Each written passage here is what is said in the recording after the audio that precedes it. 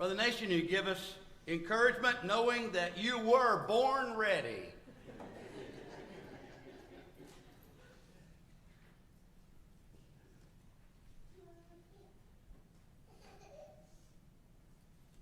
A young man was standing before the judge about to receive sentence for his crime. Before the judge pronounced that sentence, he looked down at this young man that he knew, had known from the time he was just a little boy. See, the judge knew this boy's father.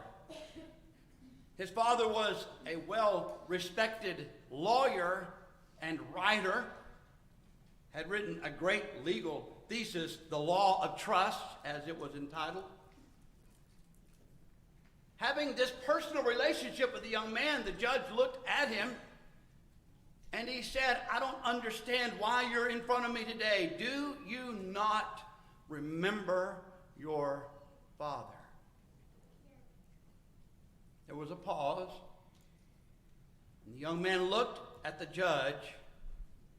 He said, I remember my father. I remember I went to him to play with me. I asked for his counsel and advice, and he told me, run along, boy. I have work to do. This book must be finished. So he added, as he looked at the honor, Your Honor, you remember my father as a great lawyer.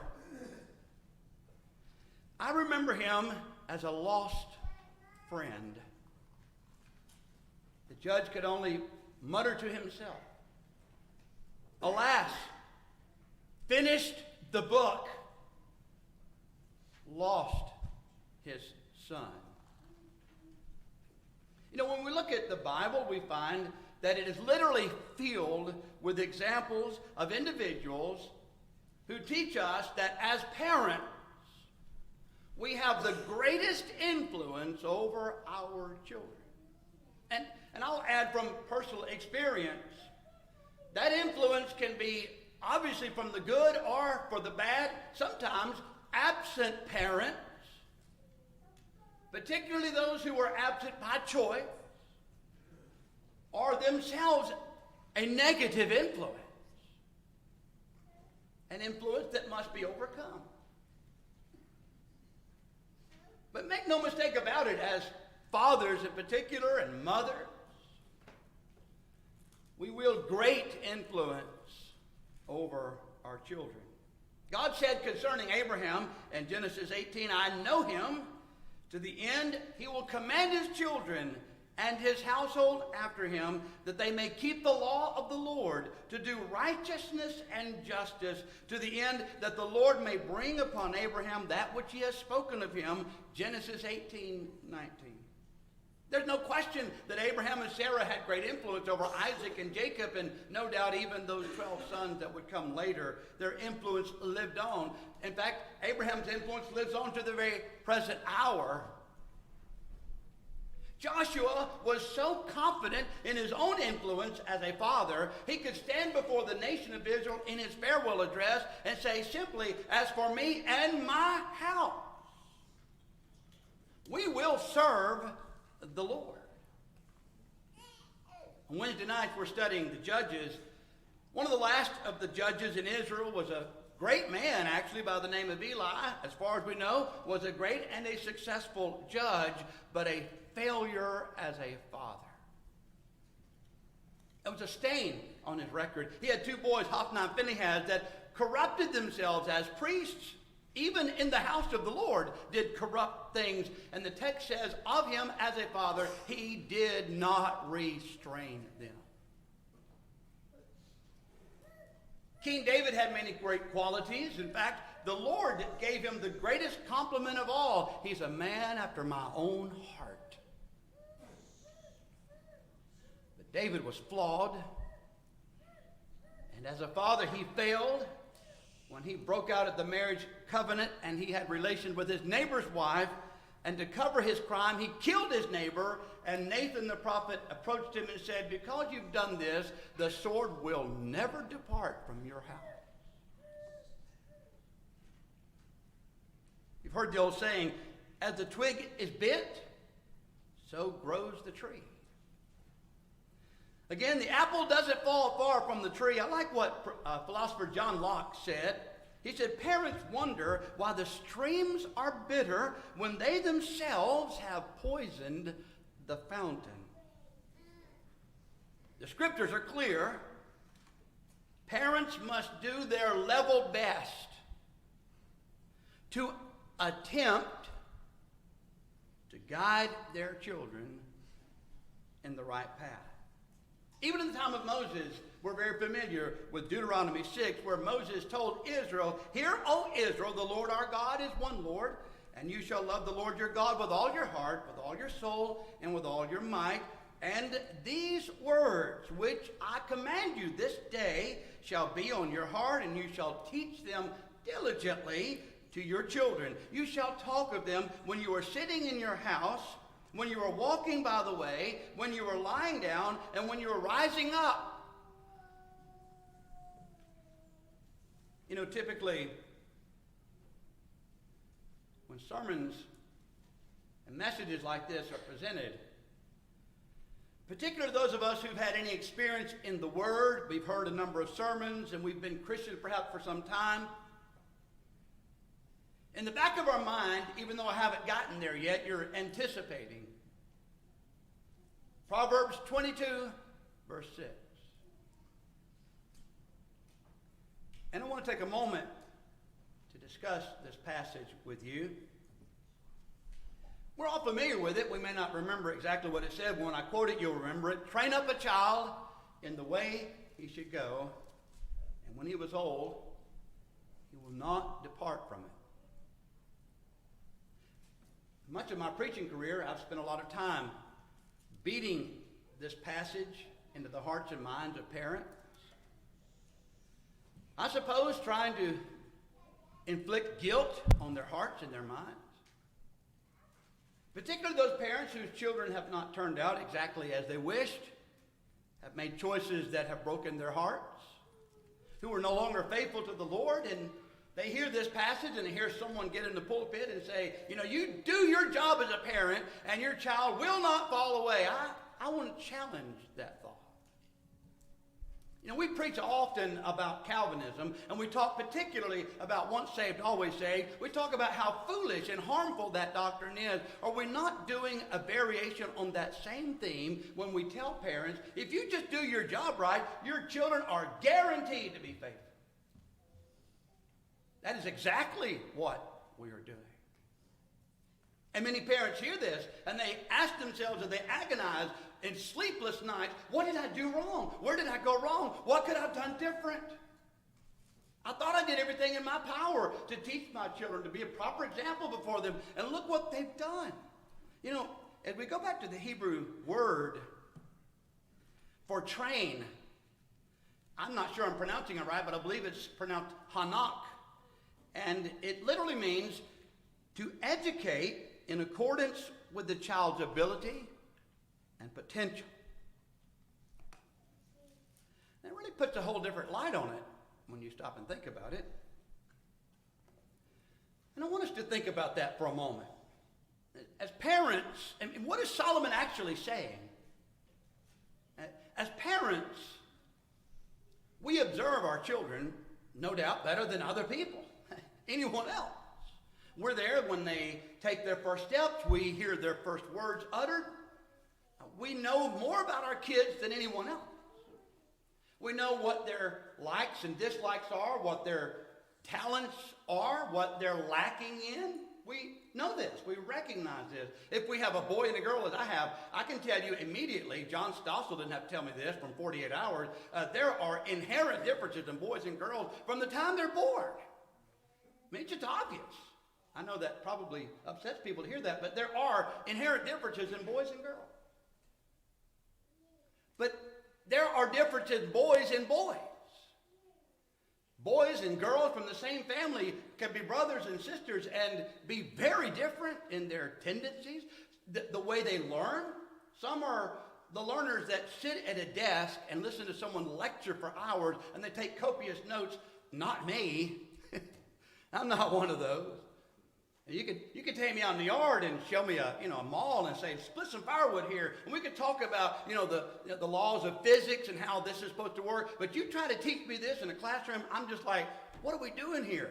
I mean, I'm bored to tears. People learn differently. Some are hands-on, some are different. As parents, we know this.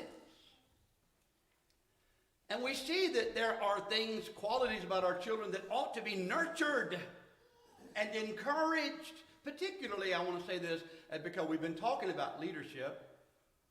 As mothers and fathers, we might have a boy, a son, that we see has natural leadership qualities. We need to do everything in our power to train that child in the way he should go.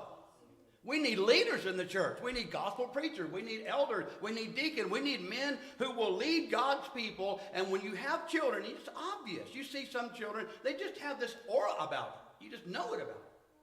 And you say, well, they've got this tendency they got. But that child may resist that.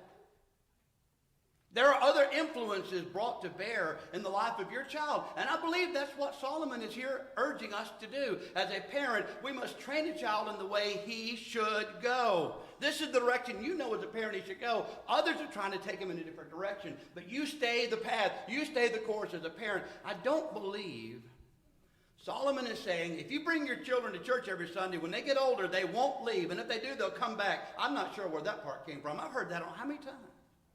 My brethren will say that, well, they might wander off for a while, but eventually they'll come back. I hope so.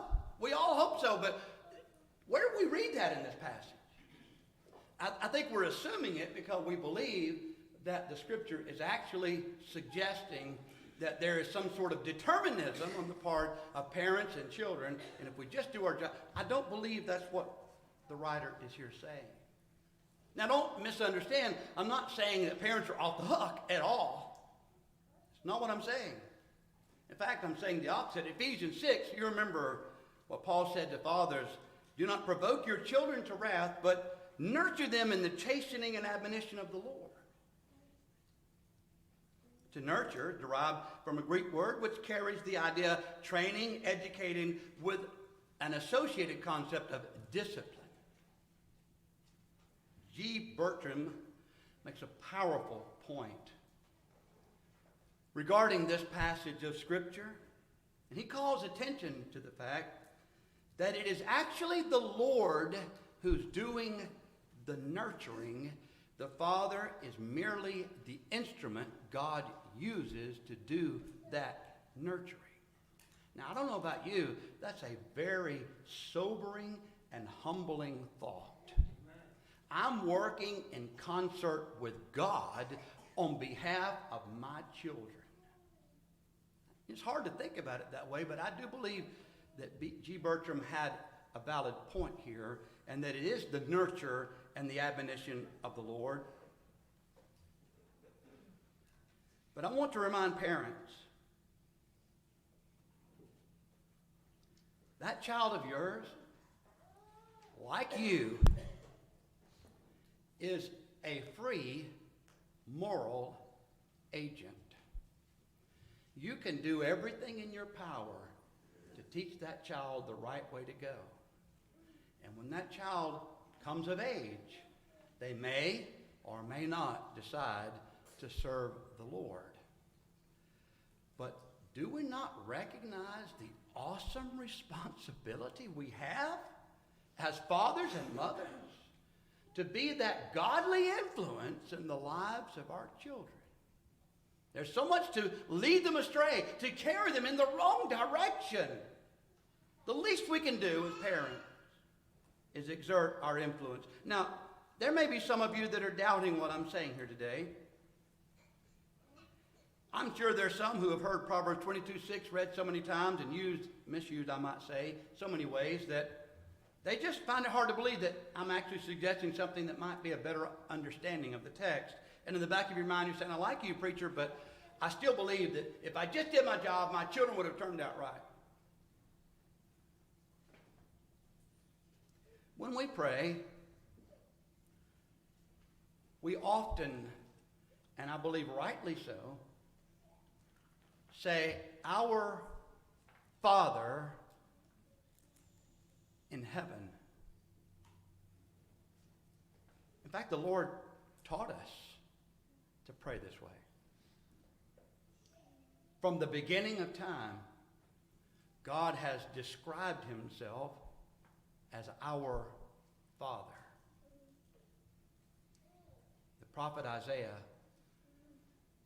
began his ministry with some of the strongest denouncing of the nation of Judah possible. Worse than Sodom and Gomorrah, he concluded. Their worship was an absolute waste of time. You're wasting your time. In fact, God was offended that they would show up at his courts. But notice what God said through the prophet in those opening words of Isaiah.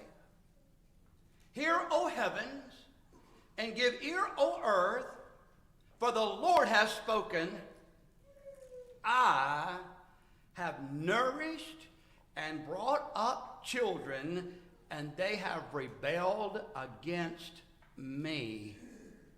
I want to ask you this question. If you're lying awake at night, beating yourself up over the fact that your child didn't turn out the way you think you should, do you think you know better about raising children than God himself? If God does his best to raise faithful children and they rebel against him, what makes you think if you have a child that rebels against you, you're any different? Someone said, rebels are like the poor. We're always going to have them with us. And we may unfortunately have a child that rebels, and our hearts go out to anyone suffering a rebel in their home. But we must not allow ourselves to be overwhelmed with grief and guilt. If we do our level best, that is all we can do. I don't know who wrote this, but I want to read this quick poem to you. I gave you life, but I cannot live it for you. I can teach you things, but I cannot make you learn. I can give you directions, but I cannot always be there to lead you. I can allow you freedom, but I cannot account for it. I can take you to church, but I cannot make you believe. I can teach you right from wrong, but I can't decide for you. I can buy you beautiful clothes, but I cannot make you lovely inside. I can offer you advice, but I cannot accept it for you. I can give you love, but I cannot force it upon you. I can teach you to be a friend, but I cannot make you one. I can teach you to share, but I cannot make you unselfish. I can teach you respect, but I can't force you to show honor. I can advise you about friends, but I cannot choose them for you. I can teach you about sex, but I cannot keep you pure. I can tell you the facts of life, but I can't build your reputation. I can tell you about drink, but I cannot say no for you. I can warn you about drugs, but I can't prevent you from using them. I can tell you about lofty goals, but I can't achieve them for you. I can teach you kindness, but I cannot force you to be gracious. I can warn you about sin, but I cannot make your morals. I can rather love you as a daughter or a son, but I cannot place you in God's family. I can pray for you, but I cannot make you walk with God. I can teach you about Jesus, but I cannot make you obey him. I can tell you how to live, but I cannot give you eternal life. I can only do what I can do. We have an awesome responsibility as parents. And I wonder how much to heart we take this idea. Now, with the introduction behind us, I want to move to my sermon. We live in a very rapidly changing world. Some of these changes are good. Many of them are not. One of those sad consequences of a world that's in a hurry, and isn't that a great irony? We live in the age of all the new technology and gadgets supposed to make life easier and give us more time available, but we actually have less time than in an earlier age. But here's a fact. The further away from parents children are, the less likely those parents are to be able to have a godly influence on their children. Charles Colson made this observation, and I believe he's, if not altogether correct, at least partially correct. We spend today an average of 40% less time than just a generation ago with our children. Why? Why do we spend less time? Well, there are a number of social and cultural factors that have gone into this. It wasn't that long ago, and I've mentioned this before, when we were primarily an agrarian society, especially before the Industrial Revolution. I mean, everyone pretty much stayed on the farm and they lived together, parents, grandparents, children. We had a family, an extended family, and what did we do? We spent all of our time together working fields, feeding the livestock, taking care of the farm. It was everybody working together as a family, and you know what was happening? Children were spending most of their time with their parents and their grandparents.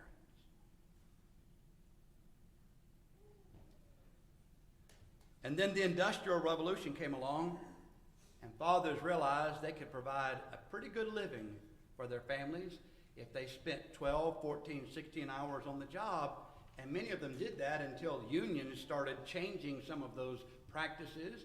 But this went on for a long time. Men were literally absent from their homes almost indefinitely because they were trying to provide for their family. Always busy, always gone. And then we had 2 world wars. In the Second World War, many of you in this audience remember that war. In that Second World War, many of our young fathers were carried to Europe or Asia, the Pacific Islands in particular, and there they were defending the cause of freedom around the world, but they were dying in the tens, hundreds of thousands.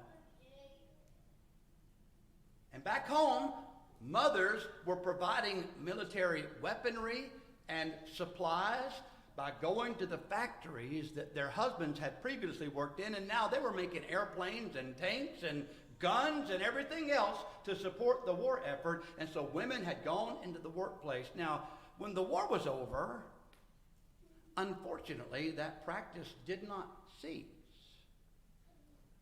Women had realized they can make money outside of the home, they can be independent, and they became independent. And they began working long hours in those same factories.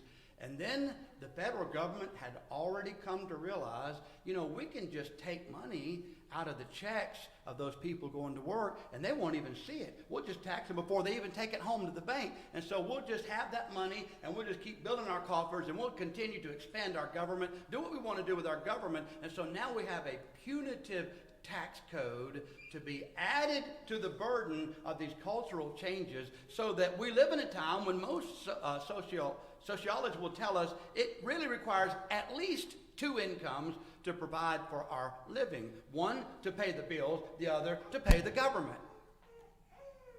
Fortunately, some people are able with 1 income to continue to provide, but that is a rare thing today.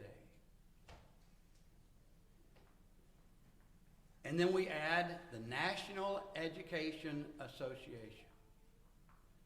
Yes, I'm naming them. Yes, I'm naming them because they are public enemy number 1 to godly families. If you didn't know that, I'm telling you now, you need to learn who the NEA is.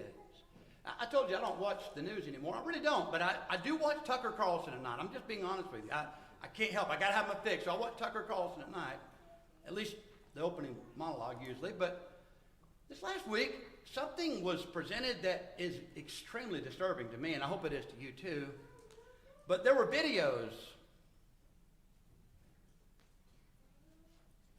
of union, that is, education union workers in California, who were discussing how they could promote I don't know if I got all the letters in here now, LGBT, or there may be more letters now, but you know that movement to corrupt the minds of our children.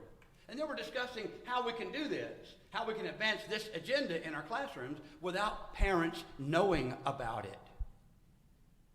And they concluded the best time for us to have our meetings and discuss strategy is at lunch, because lunchtime we can do this and the parents won't know we're doing it. Now, I don't know about you, that ought to make you very angry.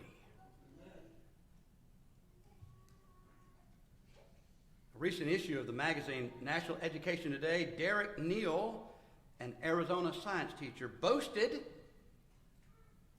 that he was able to influence an 8th grade student of his to accept Darwinian evolution over the protest of his parents. When the class began, he described the child at first, he opposed what was being said. My parents don't believe that. We don't believe that. Before the semester was over, he was convinced that he had evolved from mud over billions of years, and his parents were wrong. And this teacher was bragging about how he was able to change that child's mind. We are under siege. And I hope this doesn't offend you. If it does, please see me after class, and I'll be glad to discuss it with you. These are real, serious issues. And you say, well, as parents, we can overcome that. Well, yes. But are we, as parents, doing our level best to overcome this? There's a lot to distract from parenting today. We have to make a living. We got to pay the government. We understand that. We've already established that. Not much time left. So you go to work early in the morning, you come back late at night, you're tired. What are you going to do with your kids? With the available time you have with your children, what are you doing with your children? There's a lot you can do. There are a lot of choices as parents you can make to keep your child distracted and entertained. But I'm begging you as parents to realize we are in a great war for the minds and hearts of our children. And as parents, we are bound by those cultural changes that have forced us out of the lives of our children. We need to ask God to bless us to use every available moment we have for their good.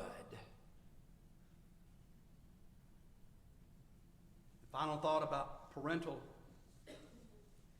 influence has to do with setting a proper example before your children. Your children will learn more from what you do than what you say. They're watching you. They know what your priorities are. They know what's important to you. They see it. And they will adopt those things. Unfortunately, the tendency is they will adopt it and then they will go a little further away on the same path perhaps you've started on your journey away from God. We need to wake up as parents. It may require self-discipline. It may require changing our habits altogether. But we certainly can get rid of the fluff and stuff from our daily schedules and get back to seriously training our children. Children are an heritage from the Lord, and the fruit of the womb is His reward. Aren't you thankful that God has blessed us with children? I pray that we do everything in our power to love our children and to train them in the nurture and admonition of the Lord. Are we showing honor to our Father in heaven? Are we following the path He has provided us? We can do that, honoring Him by obeying His gospel, living a life that's pleasing to Him. He's done so much for us. He provides for our every need. He's taught us. He protects us. He guides us. The least we can do is respond positively to His invitation. If we can assist you in any way, please don't hesitate to make your need known while together we stand as we sing. 832. Why do you wait, dear brother?